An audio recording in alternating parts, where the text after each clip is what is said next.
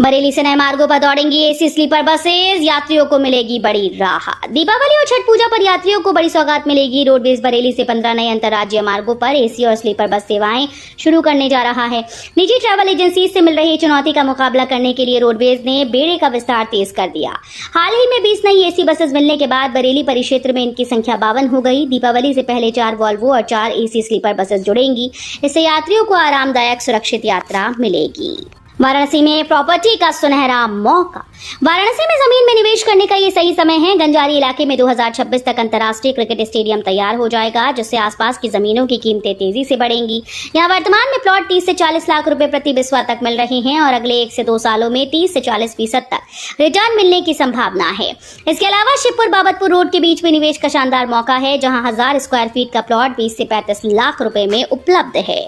UP में गरबा और दुर्गा पूजा में माहौल खराब करने वालों की अब खैर नहीं। उत्तर प्रदेश में नवरात्र के बीच गरबा और दुर्गा पूजा के आयोजनों को लेकर माहौल गर्म है।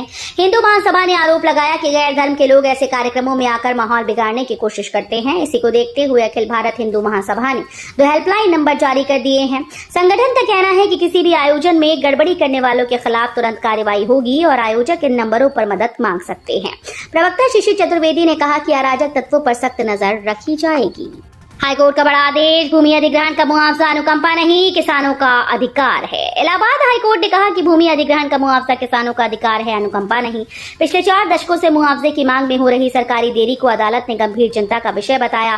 न्यायमूर्ति महेश चंद्र त्रिपाठी और न्यायमूर्ति अमिताभ कुमार राय की खंडपीठ ने मुरादाबाद के किसानों को बड़ी राहत दी, जो दशकों से कानूनी लड़ाई लड़ रहे थे। अदालत ने यह स्पष्ट कर दिया कि तकनीकी आपत्तियां किसानों के मौलिक अधिकारों पर हावी नहीं होने देंगी। यूपी सरकार की युवा सशक्तिकरण योजना। प्रयागराज के जसरा पॉलिटेक्निक कॉलेज में उत्तर प्रदेश सरकार की स्वामी विवेकानंद युवा सशक्तिकरण योजना के तहत 80 छात्र छात्राओं को टैबलेट वितरित किए गए। कार्यक्रम में विधायक 12 डॉक्टर वाचस्पति ने छात्रों को संबोधित करते हुए कहा कि वर्तमान डिजिटल युग में तकनीक और शिक्षा का गहरा संबंध है। टैबलेट मिलने से छात्र ऑनलाइन कक्षाओं, ई बुक्स, डिजिटल नोट्स और विभिन्न शैक्षणिक पोर्टल्स का लाभ उठा पाएंगे। अयोध्या मंदिर दर्शन जल्द शुरू। श्रद्धालुओं को मिल सकते हैं 2 घंटे।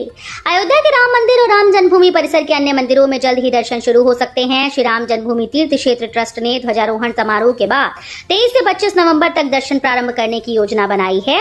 ट्रस्ट श्रद्धालुओं के आवागमन और दर्शन की समय सीमा पर विचार कर रहा है। वहीं परिसर में श्रद्धालुओं के ठहराव और व्यवस्थित आवागमन को लेकर मंथन चल रहा है।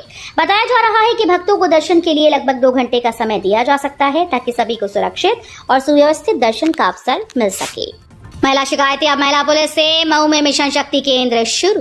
मऊ कोतवाली में महिलाओं और लड़कियों के लिए मिशन शक्ति केंद्र की शुरुआत हो गई है। अब महिलाएं अपनी शिकायतें सीधे महिला पुलिस कर्मियों से कर सकेंगी। पारिवारिक मामलों में काउंसलिंग की सुविधा दी जाएगी और समाधान न होने पर मुकदमा दर्ज होगा। वहीं अरौल थाने की नई बिल्डिंग 7.19 करोड़ रुपए में बनेगी, जिसमें पहले किश्त 3.59 करोड़ रुपए जारी कर दी गई। पुलिस कर्मियों को आवास भी उपलब्ध होंगे। अन्य थानों के लिए निर्माण प्रस्ताव भेजा गया है। पीएम मोदी का यूपी आईटीएस 2025 उद्घाटन। यूपी में विकास के नए आयाम। प्रधानमंत्री नरेंद्र मोदी ने ग्रेटर नोएडा में यूपी आईटीएस 2025 का उद्घाटन किया और उत्तर प्रदेश को अद्भुत संभावनाओं से भरा राज्य बताया। उन्होंने नेक्स्ट जनरेशन जीएसटी सुधार को ऐतिहासिक करार देते हुए कहा कि ये उपभोक्ताओं को राहत और व्यापार को नई ऊर्जा दे रहा है। मोदी ने निवेशकों से यूपी में निवेश करने की अपील की और आत्मनिर्भरता पर जोर दिया। उन्होंने कहा कि जीएसटी सुधार आम परिवारों की जेब में हर महीने बचत का जरिया बन रहे हैं, जो भारत के विकास गाथा को और मजबूत करेगी। पलवल अलीगढ़ हाईवे पर पुल निर्माण के कारण 15 अक्टूबर तक बंद। हरियाणा के पलवल जिले में पलवल अलीगढ़ नेशनल हाईवे पर किटवाड़ी चौक के आरओबी पर सड़क निर्माण कार्य जारी है। इस वजह से 15 अक्टूबर तक इस पुल पर वाहनों की आवाजाही बंद रहेगी। यात्रियों और वाहन चालकों की सुविधा के लिए डाइवर्ट रूट तैयार किया गया है। प्रशासन ने लोगों से अपील की है कि वे समय पर अपने सफर की योजना बनाएं और निर्धारित डाइवर्ट मार्ग का पालन करें।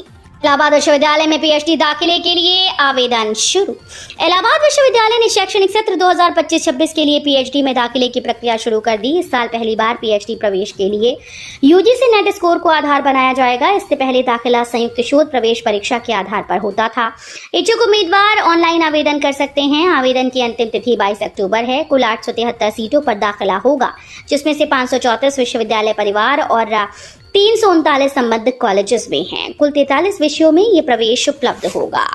जीएसटी ने पूरे किए सपने, गोरखपुर सांसद रवि किशन का खास अंदाज। गोरखपुर सांसद और अभिनेता रवि किशन का सोशल मीडिया पोस्ट इन दिनों चर्चा में है। उन्होंने एक्स पर एक तस्वीर साझा की जिसमें बाइक पर बैठी महिला 43 इंच का स्मार्ट टीवी हाथ में लिए दिखाई दे रही है।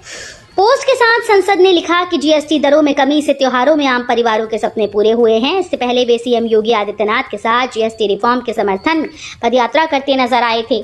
भाजपा का मानना है कि जीएसटी दरें घटने से त्योहारों में आम जनता को बड़ी राहत मिलेगी।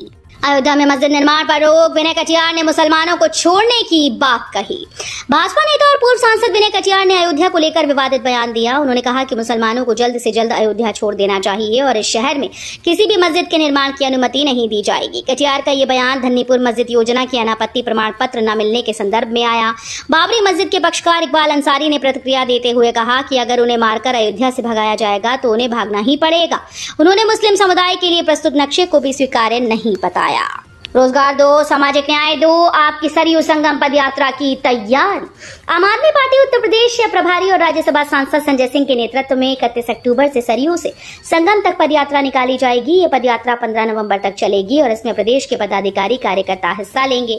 सांसद ने कहा कि उत्तर प्रदेश का युवा रोजगार की मांग कर रहा है, लेकिन उसे पेपर लीक जैसी समस्याओं का सामना करना पड़ रहा है। लेखपाल, शिक्षक, सिपाही, दरोगा भर्ती में भ्रष्टाचार की बात उठाते हुए संजय सिंह ने युवाओं से इस पदयात्रा में बढ़ चढ़कर हिस्सा लेने का आग्रह किया।